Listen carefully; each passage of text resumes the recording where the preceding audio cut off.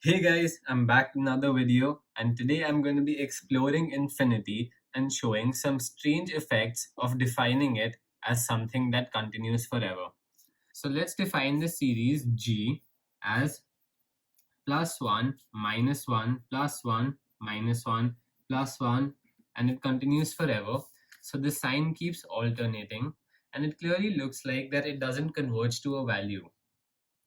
But because now we can use some properties of infinity to find the value of g, it's going to give us a weird result. So let's add another g. So we have plus g, but now let's skip this spot and continue from here. And because this continues till infinity, we won't be missing any spots at the end. So we have this plus 1 just comes down, and now we have minus 1 plus 1, plus 1 minus 1, minus 1 plus 1, because this is the second series that we're adding to the first one, and this all of this just becomes 0. So I'm just going to write it here for convenience. We have plus g, so we add plus 1 here, minus 1 plus 1 minus 1, and this just becomes 0. So all we're left with is 2 times g is equal to 1. So we have g is equal to half. But this makes no sense, right? Because the value of g keeps alternating between 1 and 0. Every time we have a positive 1, the value becomes 1, and every time we subtract, it goes down to 0. So how did we come to the value of g? So now this proof has a very flawed assumption, and I want you guys to think about it and write it in the comments if you understand. Otherwise, I'm just gonna explain it at the end of the video. So now using this result, I'm going to find the sum of all natural numbers till infinity. Okay, so now let's take s is equal to 1 plus 2 plus 3 plus 4, and it goes on forever till infinity. So now if you notice, we can just write 2 as 1 plus 1, 3 as 1 plus 1 plus 1, and 4 as 4 times 1. So we have 1 plus 1 plus 1 plus 1 plus 1 plus 1 forever. Because this is an infinite series, we aren't adding any extra spots, because adding anything to infinity is still infinity. So eventually it's just going to become the same number of spots. So now if we add the first series here, we will get plus 1 minus 1 plus 1 minus 1 plus 1, and so on. So now the second, basically all the even terms get cut out, and we're left with s plus g is equal to 2 plus 0 plus 2 plus 0, and so on. So we can just remove the zeros and be left with s plus g is equal to 2 times 1 plus 1 plus 1. And if you notice, this is exactly the series s. So we have s plus g is equal to 2 times s, and that gives us g is equal to s, which we just proved is equal to half. So now I'm going to talk about why we got this value and how we can basically find any value using some assumptions and defining the first series using the number we want. So now what happens if we subtract the Grandi series from this? We have s minus g is equal to minus 1 plus 1 minus 1 plus 1 minus 1 forever.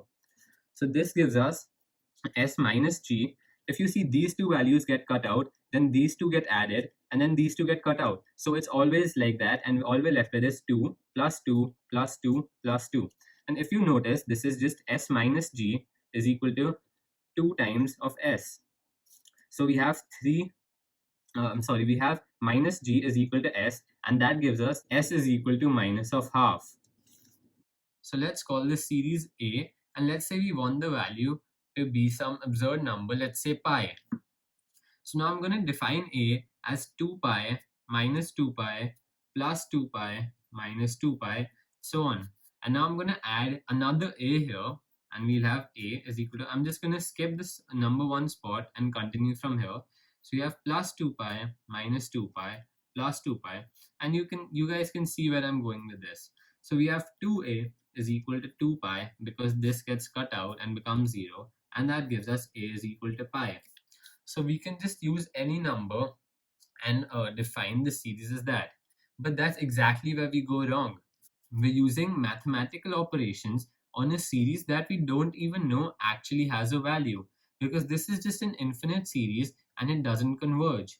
So by applying mathematical operations on it, we're assuming that the value exists, and then using that assumption, we're finding the value. So you guys can see where this goes wrong, right? So just like that, you can prove that the sum is equal to any number using some clever grouping or a series. For that reason, we have infinity called as undefined. So as soon as we give it a definite value or define it as an existing value, our whole proof collapses and we have no basis for the proof. So what does that mean? Is our definition of infinity wrong? Can we not define infinity? No, we can define infinity, but that involves a rigorous proof of set theory, and that we're going to cover in another video on another day. So now let's have a look at Riemann's paradox. Riemann said that if we have any conditionally convergent series, let's define that as B is equal to any series, let's say n minus 2n plus 3n plus 4n minus 5n, whatever, and this has to be infinite. We can rearrange all the values to end up with a finite value, any finite value that we want, or we can even prove that this diverges because we're giving B a value that exists. So now there are many other things that we can do using these properties. There's the infinite hotel paradox. That involves having a hotel with infinite rooms. So let's say that there are 5 members coming in. So now we have the first 5 rooms taken. What happens if we need more spaces for more members? We can just keep pushing those 5 members 1 room ahead, and we have 1, 2, 3, 4, 5 open again. Now imagine if we have an infinite number of people living in the hotel, and if we have another infinite number of people coming in, we can just push the first infinity forward and have a new infinite number of rooms open in the beginning. So that means infinity plus infinity is basically infinity. And due to properties like this, we have different types of infinities. Yes, we have different types of infinities. I'm going to be talking about what are the types of infinities in another video, but let me just give you guys a brief. If you see these two, this is a different type of infinity than each of these ones. So let's say we have infinity plus 5 is equal to still infinity. So this is a different type of infinity. That basically means there are an infinite type of different infinities. This may seem very confusing, but the fact is, it is confusing. So don't worry about it and just enjoy math for what it is. Hey guys, if you've made it till here, you're a legend. Please click here and subscribe for more content and keep watching.